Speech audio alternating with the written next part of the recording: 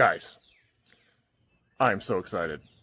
We are going on an adventure, and you're coming with me tomorrow. So we're going to be leaving behind our birds here for a couple of days. And that's because I have a bit of a surprise for all of you. And this is probably the most exciting video I've done, maybe ever, in all honesty. So we're going on a little trip, and I'm not going to say too much about it yet. But we might be bringing something back with us.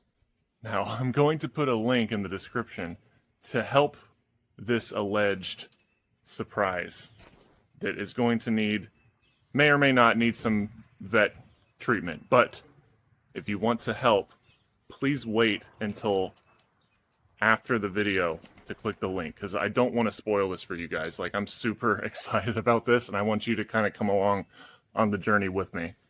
And Rhea, are you excited? Rhea's excited. Aren't you, girl? She's excited. I know, Rhea, you're going to miss me, but it's only going to be a couple days, all right? You want to say hi to everybody? There she goes. But anyways, guys, go get your snacks and come with me for the next however long this video is.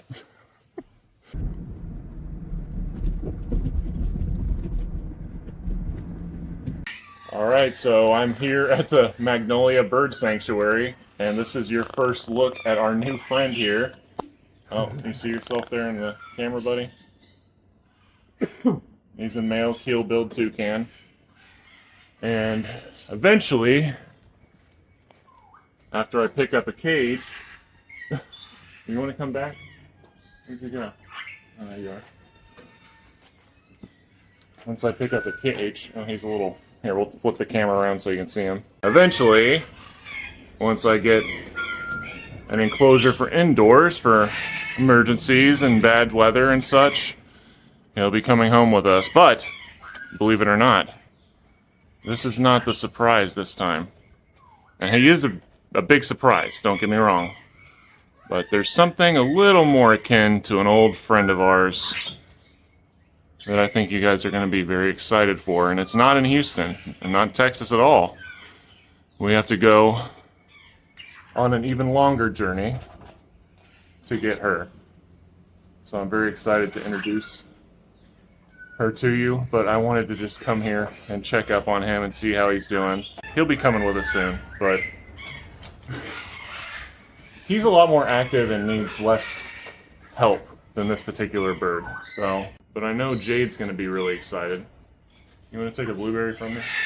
Maybe Jade will get along with him a little bit better than Nacho. But we'll make a whole separate video about him. I've got lots of footage of him. What I find interesting is if you look at his beak, and I'll show some pictures and footage also. He's got very similar issues, although he's very active and, you know, behaves healthy. He seems to have very similar issues to Beatrix. So he's got a little bit of paleness in his beak and blue around his eyes are blue, that sort of thing. And then we're going to be picking up another girl soon, who, like I said, shares a lot in common with an old friend of ours. So... And if I talk about it anymore right now, I might get a little emotional. We might have to break out some old special needs bird equipment for her that's been sitting for a while, so. But yeah, I'm really happy and excited to see her. So, anyways, come with me. Well, I'm at the airport now, and there's not much else to say other than I'm very tired, and it's very early, and I don't know, I can't wait to get where I'm going and be able to share more of what's going on. I don't know. It's very exciting, so hopefully you can hear me over all this noise. I thought I packed my microphones, and apparently I did not. So we're going to have to improvise this whole vlogging experience. But anyway, see you guys soon.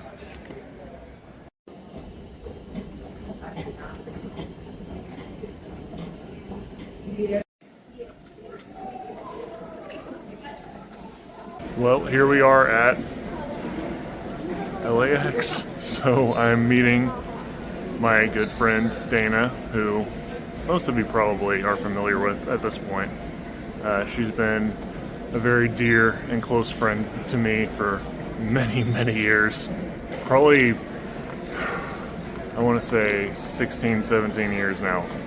So she's been a very dear friend. She is the sweetest person ever, and has been a Toucan mentor to me for beyond my adult life so far. So yeah, I don't know, all really exciting. But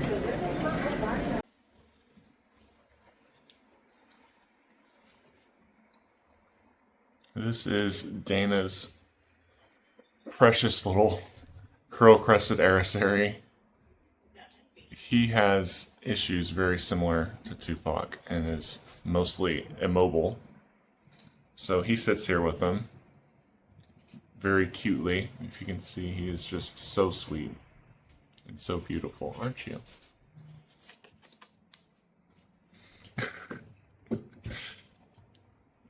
And it has made me really want to get an aviary someday. Not that I didn't before, but curls are probably my favorite aviary, I would say. If you see him here, he's just the sweetest thing. I'll show you his little setup here. So this is where he spends his time. As you can see, he's mostly immobile, but he has just a nice little concoction here of papaya, blueberries, and Missouri. The holy trinity of toucans. And he gets all the love and food he could ever hope for. And if he poops, you just pick him up, clean him up a little bit, and he's good to go. So I will credit Dana for my soft spot for crippled, gangly ass toucans. But they are kind of the best, aren't they? They're just a lot of work.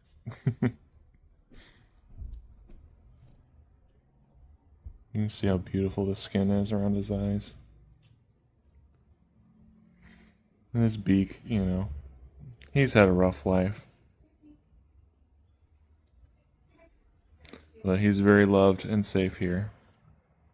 Aren't you, buddy? Yeah. Alright, so I'm here with Dana, and we are on our way. She's been kind enough to drive us, be the chauffeur, the Toucan chauffeur. Drive us through California here to go pick up our new girl, who you will see very soon. Very excited to share it, but I don't know what more is there to say until we actually get our eyes on her. So oh, wait till you see her. She's really cute. Yeah, Dana's already seen her in person, so we're keeping things a surprise. I'm not going to tell them what it is. Oh, you didn't spoil anything. You're fine. It's a girl.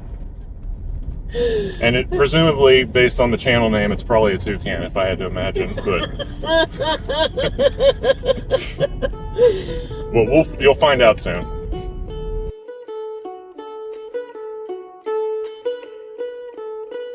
Ever since I was just a bird-crazy kid, toucans have captured my heart and imagination like nothing else. And it all started the moment I saw one in person for the first time. I was just a dumb, immature kid at the time. My grandparents wanted to take me to the Dallas World Aquarium as we drove through Texas. I protested that I had no interest in seeing fish. Little did I know it was much more than fish, and that visit would put me on a path I'd be on for the rest of my life. That was the day I first saw them, the Toco toucan, and no other animal has ever captivated me the way they did in that moment. Free-flying throughout the atrium, hopping quickly from branch to branch, their movements and coloration seeming almost fake, as if I'd just taken a trip to Disney World and had witnessed the newest state-of-the-art animatronic puppet. But no, these animals were very real. The contrast of orange, white, black, and blue fluttering through the emerald treetops as if I'd just witnessed some legendary cryptid or prehistoric creature lost to time. They land in front of me, and I stare until I'm shuffled off by the crowd. Time and time again, I beg to go back and see them. I try to learn more, but the lack of information in a period in which the internet is just fledgling just adds to their mystery. All I knew is that one day I wanted to be with them, but it was only a pipe dream for another 14 years. That's when Ripley entered my life, and the rest is now history. Tocos have always held such a special place in my heart, even more than the other species of toucan. Ripley helped me through probably the hardest and most heartbreaking period of my life. And I can honestly say I'd likely not be alive today if not for her. And then there was Tupac, my first rehab toucan, who inspired me to start the sanctuary I have today. Tocos have always seemed to change my life in some way or another, and I'm proud that I've been able to share them with all of you. For a few years now, I've not had one in my life, and as much as I love the other birds with all my being, it's always felt as if something is missing. I thought I might never get another chance to have one in my life again, let alone another rehab bird like Tupac, who we all fell in love with so quickly. It seemed as if it would only be a fantasy, until now. Yeah.